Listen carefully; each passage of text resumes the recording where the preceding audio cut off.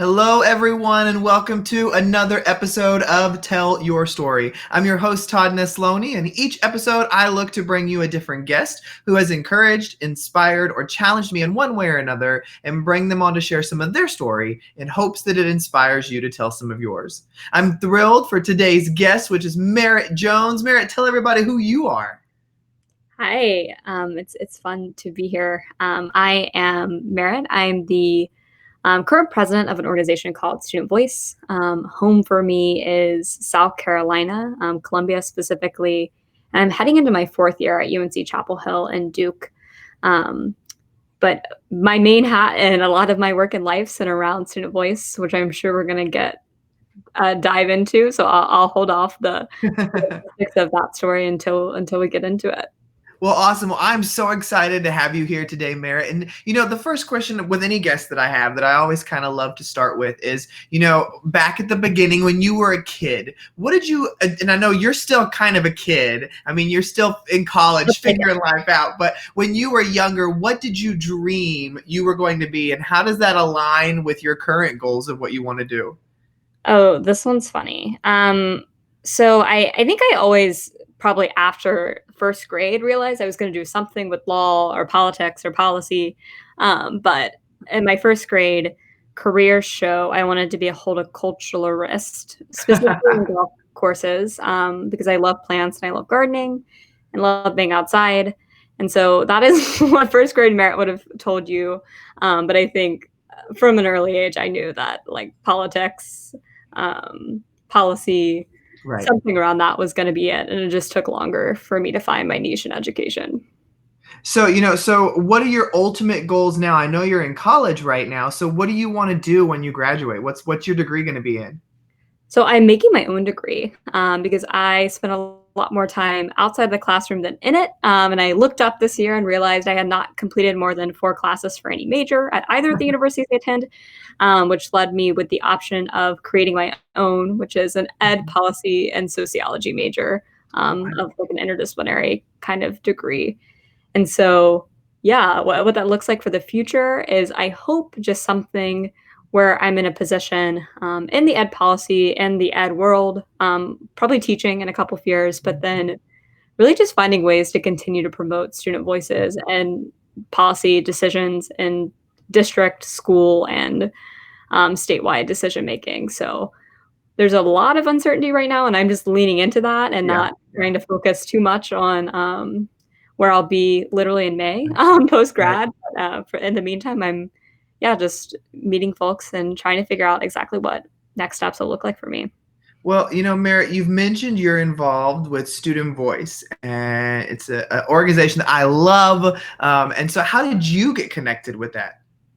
It's funny. I actually found Student Voice back in 2015 in a newsletter that like went up on my guidance department in my high school because they were advertising an opportunity to go spend a week in the wetlands of Minnesota talking about education equity. And I had just that year gotten really interested in it in my home state and really saw Student Voice on this organization's website and as a partner, and then reached out to the founder, hopped on a Google Hangout with him, and I think the rest is history. I mean, I talk to the founder every day. I'm, I guess, heading up what he started back in 2012. So just literally, I think we always warn people about making friends on the internet, but I can really say some of my best ones I met on Twitter and met on over Google Hangout. It's so funny you say that because, I think there's so many of us educators who have connected online, and it's the same thing. Like all of my closest friends are people that I met on social media. And when my wife and I first started dating, it freaked her out so much. She thought, you're going to go like meet this person you've never met in person, and like y'all are going to go hang out without like other people around to protect you. And I'm like, yeah, it's totally fine. Like we've been talking for months on social media. I know the person, so I can totally get what you're saying. And so, this whole, for people who are listening, who may not be familiar with Student Voice, tell us about it. So yes, this is my favorite thing to talk about. Student Voice is an entirely student-led organization. And when I mean entirely, like we are all high school and college students. There are 13 of us right now. that range from high school juniors, and I'm the oldest right now at the ripe age of 22, who work on positioning students as storytellers, as organizers, and as strategic and institutional partners.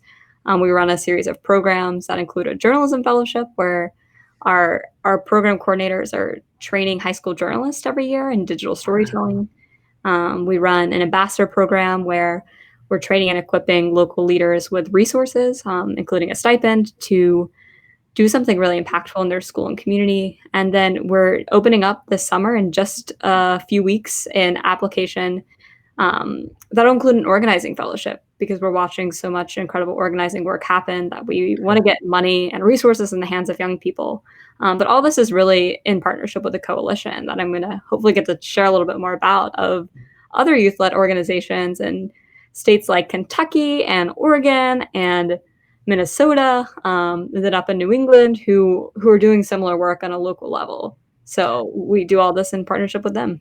So tell me about that coalition. Like I'm so intrigued by all this. I don't I know what student voice is and I've heard about it for years, but I don't know all these inner workings that you're talking about. So This is the work that's been going on behind the scenes, I think, for a long time. We love that EduTwitter has adopted full-heartedly what Student Voice started out as, which was the hashtag StudVoice, was what we began as an organization. We started back in 2012 through Twitter chats and then developed into a full 501c3. And ever since then, we've been in loose conversation with all these different ed groups who popped up right about the same time as us in like the mid 2000s. And we have always maintained like informal connections. We've worked together and met up at conferences and had online dialogues together. But when COVID started, we realized, there was really a need for national coordination around local action happening and the conversation around how we're going to reopen schools. And so we came together and we formed the Ed Justice Coalition, which is a coalition of over a dozen now entirely youth-led organizations. Some of them have adult allies, as we like to call them, but we're youth-driven organizations who are fighting for ed justice in, as I mentioned, lots of different places from coast to coast and several places in between. that's amazing. And so, when was there like something that just flipped in you that made this such a passion of yours, or has it just kind of always been bubbling underneath the surface? I have a moment I point to frequently. I grew up in South Carolina, which is a state that has, as many states in our country do, a lot of education inequity, Mhm. particularly in funding disparities. And I was coming through high school the year, my junior year of high school was the year our big state funding lawsuit got decided at our state Supreme Court. A Right. 20-year lawsuit, as many states have, was being decided. And I was in class in this new public high school that had been built. I'd grown up in Title I high school or schools previously, and we were having a debate about or a conversation about ed equity in our state. And we watched a film called The Quarter of Shame, which is, I think, become pretty infamous, which is South Carolina's coastline. So, we were talking about schools 30 minutes away that looked very different than the one I was sitting in. And it was really in that moment that I realized, one, that none of the students were being interviewed in the film, and that there was really an important role for students to be playing in the conversation around Mhm. resources. And kind of from that point on, I dug in. I used my power as a young person to just get access to different adult decision makers and ask as many questions as I could about ed finance, about ed policy, and then brought a lot of students along with me. I love that so much. And what I'm so always impressed about is, and when I do presentations, I talk about this too. It's like real change comes from our youth in America when they decide to rally, when they decide to stand up, when they push for policy changes. Like that's where change happens. When you look at what's happened after several school shootings or different injustices that have happened, it's the kids that have risen up first and taken that leap. And so, with our country right now in a world of unrest, whether it is COVID or it is the extreme racism, police brutality, or the killings of unarmed Black men and women, as a youth in this country, where do you find student voice fitting in right now? Oh man, we are, I think, you know, every time something like this happens, we have a whole new wave of young people who stand up and are ready to get involved. And I think, particularly in this moment, when we are thinking about what happens when we go back in the fall, we do Mhm. not want to return to business as usual. Right. And the Black Lives Matter movement for years has been led by young people. And Mhm. those are young people organizing protests, who are organizing walkouts in their schools. And then in this moment, they're calling for a serious consideration from schools and their districts to think about what we're learning, to think about how curriculum can be changed so that it's not promoting white supremacy and instead is promoting the actual history that we so neglect, and not only in history class and in English, but in math and science too. And I think we're going to have a serious conversation led by, I think, young people Mhm. about the fact that we have more police officers in school than guidance counselors Right. and mental health counselors and school nurses. Mhm. And I think that is a problem that we are going to have a serious conversation about Yeah. this summer. And I'm hearing from young people every single day who are starting to dive into that activism and advocacy journey in their school district, of diving into that policy and asking hard questions. And Mhm. I was talking to a student in Wisconsin yesterday who was live zooming me from just getting out of a school board meeting where over 100 students showed up to testify Wow. in their Wisconsin school district about anti-racism in their school. Mhm. Wow. You know, and what I find listening to you talk, it just reminds me of, you know, in education specifically, we hear so much from the people in charge or from the educators or from policymakers. And when you hear these statistics and these feelings from you guys who are in the mix of it, whether you are in college, high school, elementary, whatever, when you hear from the kids who are in there, like what they're seeing, what they want fixed, I mean, that's when you start to feel it on a different level. And even like you saying right there that, you know, in many of our schools, there are often more SROs or police officers than there are guidance counselors or mental health experts. And if you truly look at the research, you would know mental health is where we need to fix a lot of this if we want to fix some of these other systemic issues. And so I love that you said that. And so, you know, I'm so always interested. You know, you speak so firmly in your voice and you seem so self-assured with what you believe. Has that always been the case, or did you kind of have to grow into that?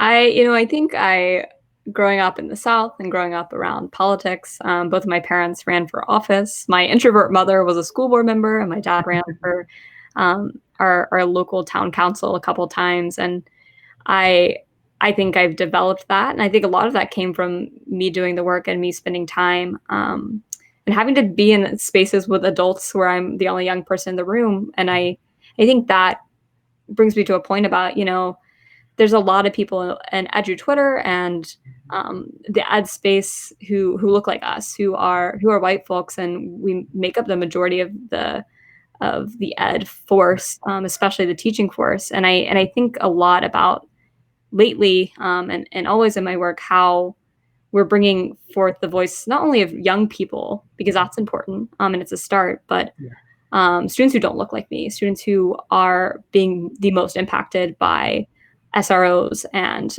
the criminal justice system. Yeah.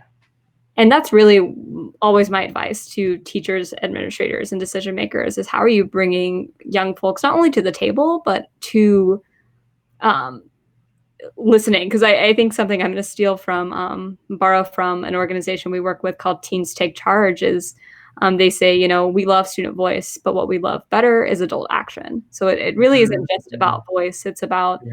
how the adults in the building right now are serving as allies in this fight against how we make our schools places that are actively working toward being anti-racist.